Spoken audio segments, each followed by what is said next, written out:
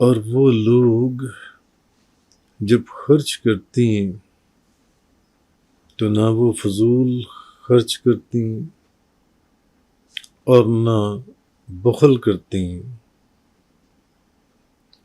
اور ان کا خرچ کرنا میانہ روی پر ہوتا ہے، اور ان کا خرچ کرنا میانہ روی پر ہوتا ہے۔ صحابہ کرام کا یہ جو عمل تھا یہ ان کے زہد اور تقوی کی وجہ سے تھا، زہد اور تقوی کی وجہ سے۔ یا پھر یہ اس دور کی بات ہے جب مسلمانوں پر تنگ دستی کا دور تھا، تنگ دستی کا دور تھا، لیکن جب فتوحات کی کثرت کی وجہ سے مسلمانوں پر خوشحالی کا دور آیا تو اس وقت پھر وہ کھانے پینے کی چیزوں میں اور لباس میں عمدہ چیزوں کو اختیار کرتے تھے۔ جب اللہ تعالیٰ نے فتوحات کی کثرت عطا فرمائی،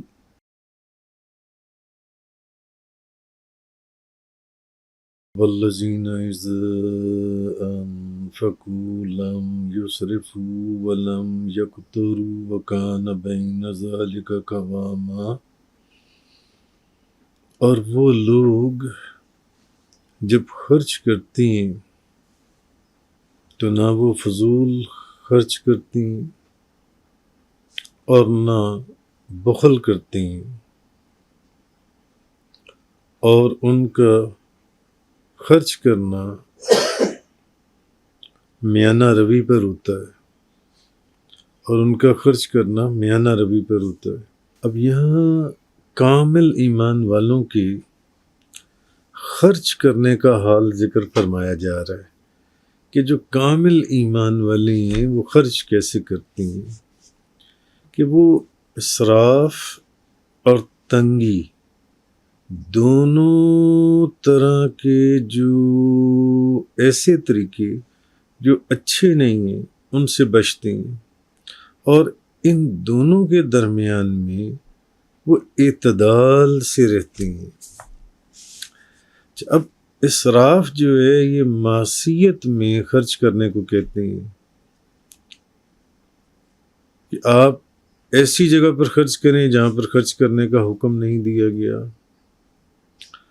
تو ایک بزرگ اگر یہ کہتے ہیں کہ اسراف میں کوئی بھلائی نہیں ہے، تو وہ دوسرے بزرگ نے یہ فرمایا کہ بھلائی کے کام میں اسراف ہوتا ہی نہیں ہے۔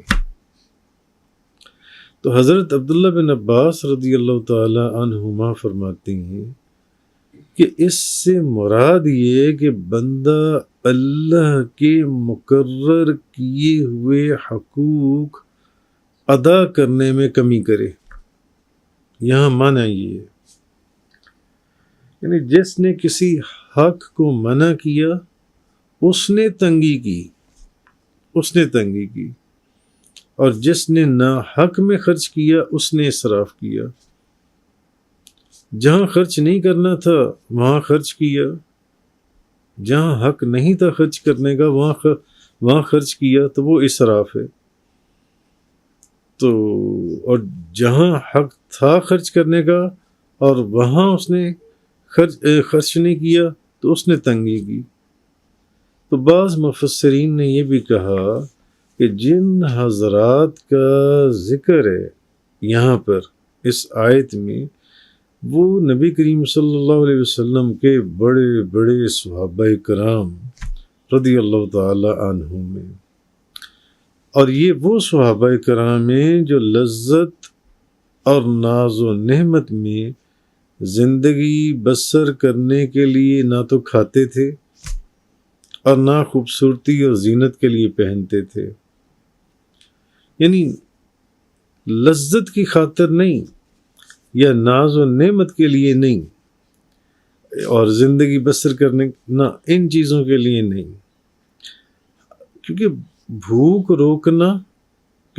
کو روک لینا یا سطر کو چھپا لینا یا سردی اور گرمی کی تکلیف سے بچنا، اس حد تک ان کا مقصد ہوتا تھا کہ بس کہ سردی کی تکلیف سے بچا جائے، گرمی کی تکلیف سے بچا جائے جن سے، اور یا بھوک کی وہ جو شدت ہے اس کو روک لیا جائے، جو ان سے سطر کو چھپا لیا جائے، اس حد تک ان کی کوشش ہوتی تھی۔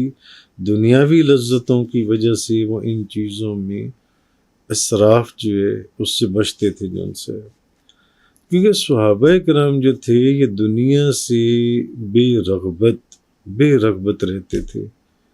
نبی کریم صلی اللہ علیہ وسلم کی نشست و برخاست نے ان کو عجیب و غریب زندگی عطا فرمائی تھی، تو وہ دنیا سے صرف اتنا ہی لیتے تھے جتنا اس کی اہمیت یا ان کی زندگی میں ضروریات زندگی کے لیے ان کو اس کی ضرورت ہوتی تھی، جان سی ہے۔ تو نہ تو وہ عیش و عشرت اور نہ وہ ناز و نعمت میں زندگی بسر کرنے کی کوشش کرتے تھے۔ ان کی کوشش ہوتی تھی کہ وہ سادہ زندگی گزارتے تھے اور اپنے نفس کو دنیا کی سختی اور مشقت برداشت کرنے کا عادی بناتے تھے۔ یعنی صحابہ کرام اپنے نفس کو دنیا کی سختی اور مشقت اور تکلیفوں کو برداشت کرنے کا عادی بناتے تھے۔ یہ نبی کریم صلی اللہ علیہ وسلم کی صحبت اور نبی کریم صلی اللہ علیہ وسلم کی خدمت سے صحابہ کرام کو جو ایک تقوی اور توکل کی نعمت حاصل ہوئی تھی، تو دنیوی زندگی کے جو قیمتی لمحات تھے کو اپنی آخرت کی زندگی بہتر سے بہتر بنانے میں وہ ادھر تو صرف کرتے تھے اپنی ساری کوشش اور اپنا وقت جن سے۔ تو حضرت حسن بصری رضی اللہ تعالیٰ عنہ فرماتے ہیں میں نے 70 بدری صحابہ کرام کو دیکھا کہ وہ اللہ کی حلال کردہ اشیاء سے اس قدر اجتناب کرتے تھے جتنا تم حرام چیزوں سے پرہیز کرتے ہو۔ حضرت حسن بصری فرماتے ہیں کہ میں نے 70 بدری صحابہ کرام کو دیکھا کہ وہ اللہ کی حلال کردہ اشیاء سے اس قدر بچتے تھے، اتنے بچتے تھے، احیاء العلوم کے اندر امام غزالی نے لکھا اتنا بچتے تھے کہ جتنا تم حلال چیزوں سے بچتے ہو، جتنا تم حرام چیزوں سے بچتے ہو، جو ان سے اتنا بچتے تھے وہ حلال چیزوں سے بھی، جو ان سے اتنا اجتناب کرتے تھے۔ اور دوسری روایت میں اس طرح ہے کہ جس قدر تم فراخی کی حالت میں خوش ہوتے ہو، کہ وسعت کی حالت میں، فراخی کی حالت میں تم خوش ہوتے ہو، اس سے زیادہ وہ آزمائشوں پر خوش ہوا کرتے تھے۔ اگر تم انہیں دیکھ لیتے تو کہتے کہ یہ مجنون ہے، اور اگر وہ تمہارے بہترین لوگوں کو دیکھتے تو کہتے ان لوگوں کا کوئی اخلاق نہیں، اور اگر وہ تم میں سے برے لوگوں کو دیکھتے تو کہتے ان کا قیامت کے دن پر ایمان نہیں۔ ان میں سے ایک کے سامنے حلال مال پیش کیا جاتا تو وہ نہ لیتا اور کہتا مجھے اپنے دل کے خراب ہونے کا ڈر ہے۔ حلال مال بھی پیش کیا جاتا وہ تب بھی نہ لیتا اور وہ کہتا کہ مجھے اپنے دل کے خراب ہونے کا ڈر ہے۔ اور جس طرح حضرت حسن بصری نے کیا کہا، فرمایا کہ وہ اللہ کی حلال کردہ اشیاء سے اس قدر بچتے تھے جتنا تم حرام اشیاء سے بھی پرہیز نہیں کرتے، وہ حلال چیزوں سے بھی اس قدر بچتے تھے جن سے۔ اور دوسرا یہ کہ جتنی تم وسعت اور فراخی کے اوپر خوش ہوتے ہو، اس سے زیادہ وہ آزمائشوں اور تنگی کے اوپر خوش ہوتے تھے، تنگی کے اوپر، مال کی تنگی اور 10 چیزوں کی تنگی جن سے۔ تو حضرت حسن رضی اللہ تعالیٰ عنہ فرماتے ہیں کہ اہل بصرہ کا ایک وفد حضرت ابو موسیٰ اشعری رضی اللہ تعالیٰ عنہ کی مائیت میں حضرت عمر فاروق کی بارگاہ میں حاضر ہوا، تو انہوں نے دیکھا کہ حضرت عمر فاروق جو ہیں روزانہ ایک چھوٹی روٹی تناول فرماتے ہیں۔ یہ اہل بصرہ کے لوگ جو ان سے ہیں، جب حضرت ابو موسیٰ اشعری کے ساتھ حضرت عمر فاروق کی بارگاہ میں حاضر ہوئے تو انہوں نے دیکھا کہ حضرت عمر فاروق تو روز کی ایک روٹی، چھوٹی سی روٹی تناول فرماتے ہیں۔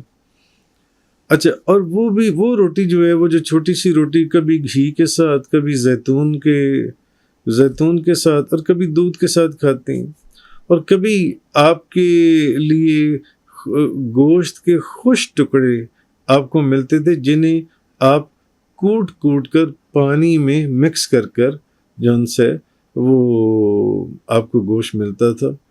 تو ایک دن حضرت عمر فاروق نے اہل بصرہ سے فرمایا، آپ نے فرمایا اللہ کی قسم میں تم سے زیادہ اچھا کھا سکتا ہوں اور آسائشوں والی زندگی گزار سکتا ہوں، اور اللہ کی قسم میں سینے کے گوشت، گھی، آگ پر بھنے میں گوشت، چٹنی اور ان چیزوں سے میں نا واقف نہیں ہوں، لیکن میں اللہ کے خوف کی وجہ سے ان کو استعمال نہیں کرتا، کیونکہ ایسی چیزوں کو استعمال کرنے پر اللہ نے ایک قوم تھی جس کو آر دلائی تھی۔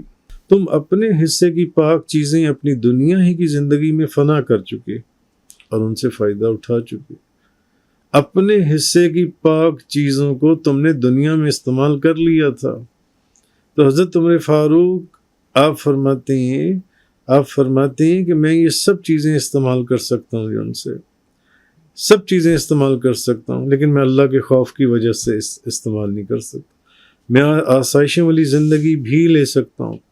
حضرت مولا علی مشکل کشا شیر خدا حضرت علی کرم اللہ تعالی وجہ الکریم، آپ نے اپنے دور خلافت میں 3 درہم کا ایک کپڑا خریدا اور اسے پہنا، اور آپ نے اس کی آستینیں کلائیوں سے کاٹ کر فرمایا تمام تعریفیں اللہ کے لیے جس نے مجھے اپنے عمدہ لباس میں سے یہ لباس پہنایا۔ یہ حالت تھی اکابر صحابہ کرام کی، اکابر صحابہ کرام کی۔ اچھا، لیکن ایک چیز ہے کہ صحابہ کرام کا یہ جو عمل تھا، یہ جو میں نے ساری گفتگو آپ کے سامنے بیان کی، صحابہ کرام کا یہ جو عمل تھا، یہ ان کے زہد اور تقوی کی وجہ سے تھا، زہد اور تقوی کی وجہ سے۔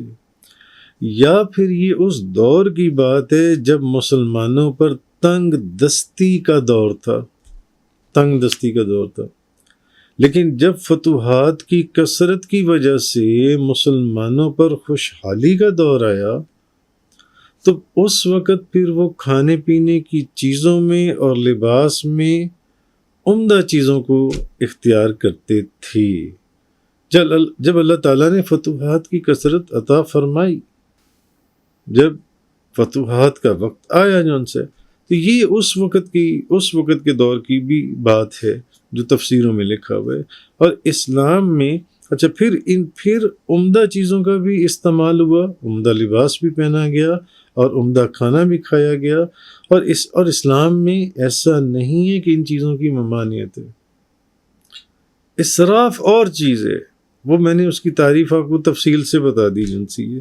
تو اسلام میں اس کی ممانعت نہیں ہے، اور ہر شخص کے لیے یہ جائز ہے کہ وہ اپنی آمدنی کے لحاظ سے میانہ روی کو برقرار رکھتے ہوئے وہ کشادگی اور فراخی کے ساتھ زندگی گزارے، جتنی اس کی اپنی آمدنی کو مد نظر رکھے کہ اس کی آمدنی کتنی ہے۔ اس کی آمدنی 10,000 روپے والی ہے تو 10,000 روپے والی چیز کو کھائے جان سی یا پہنے، اس کی آمدنی لاکھ روپے والی ہے، وہ لاکھ روپے والی چیز کو کھائے۔ تو اس چیز کی اجازت دی گئی ہے۔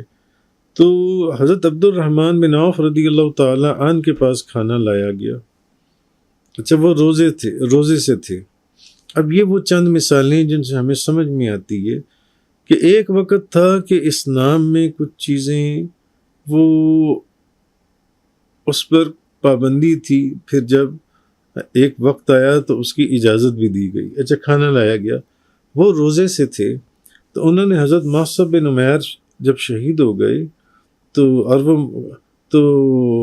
انہوں نے کہا کہ فرمانے لگے وہ مجھ سے افضل تھے، ان کو صرف ایک چادر میں کفنا دیا گیا جس سے ان کا سر ڈھانپا جاتا تو ان کے پاؤں ننگے ہو جاتے، اور اگر ان کے پاؤں ڈھانپے جاتے تو ان کا سر ننگا ہو جاتا۔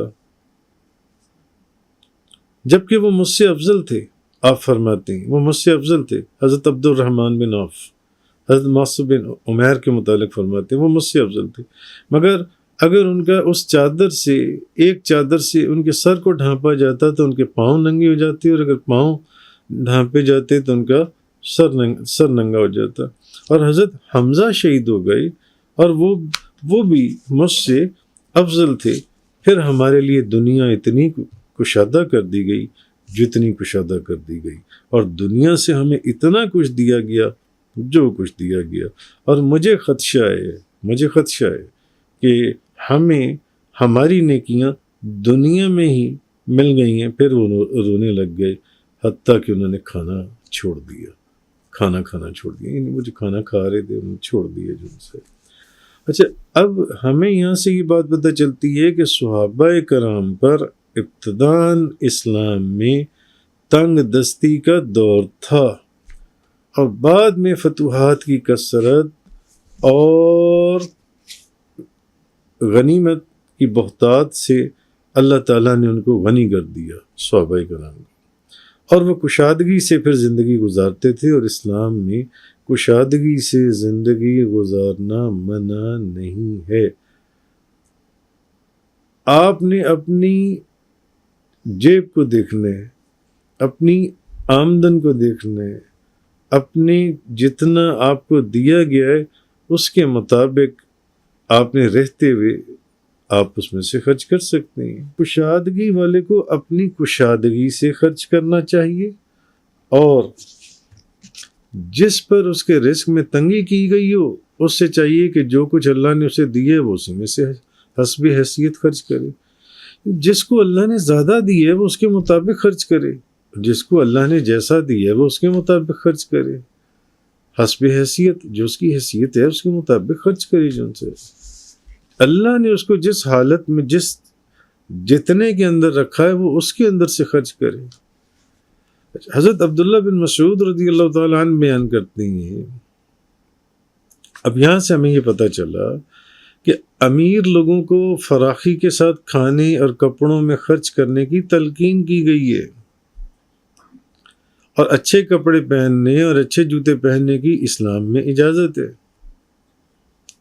حضرت عبداللہ بن مسعود رضی اللہ تعالیٰ عنہ بیان کرتے ہیں کہ نبی پاک صلی اللہ علیہ وسلم نے فرمایا، جس شخص کے دل میں ایک ذرے کے برابر بھی تکبر ہوگا وہ جنت میں نہیں جائے گا، وہ جنت میں نہیں داخل ہوگا. تو ایک شخص نے کہا کہ ایک آدمی یہ چاہتا ہے کہ اس کے کپڑے خوبصورت ہوں اور اس کے جوتے عمدہ ہوں. یہ اس بندے نے کب کہا؟ جب نبی پاک صلی اللہ علیہ وسلم نے فرمایا کہ جس شخص کے دل میں ایک ذرے کے برابر بھی تکبر ہوگا وہ جنت میں نہیں جائے گا. تو اب اس شخص نے کہا کہ ایک آدمی چاہتا ہے کہ اس کے کپڑے بھی خوبصورت ہوں اور اس کے جوتے بھی عمدہ ہوں. تو نبی پاک صلی اللہ علیہ وسلم نے فرمایا، اللہ جمیل ہے اور جمال کو پسند کرتا ہے. تکبر اور چیز ہے، یعنی تکبر تو حق بات کا انکار کرنا ہے. جو حق یعنی حق، جو سچ، جو حقیقت، جو حق ہے اس کا انکار کرنا یہ تکبر ہے. نبی پاک صلی اللہ علیہ وسلم اور لوگوں کو حقیر جاننا یہ تکبر ہے. یعنی نبی پاک صلی اللہ علیہ وسلم نے اس شخص کو یہ فرمایا کہ میں تو یہ کہہ رہا ہوں کہ جس شخص کے دل میں ایک ذرے کے برابر بھی تکبر ہوگا وہ جنت میں نہیں جائے گا. اس نے کہا یار، وہ اس بندے نے یہ سمجھا، اس نے کہا کہ خوبصورت کپڑے پہننا اور اچھا جوتا پہننا یہ بھی تکبر ہے شاید. نبی پاک صلی اللہ علیہ وسلم نے فرمایا نہیں، تکبر یہ نہیں ہے. تکبر تو یہ ہے کہ تم حق بات کا انکار کرو.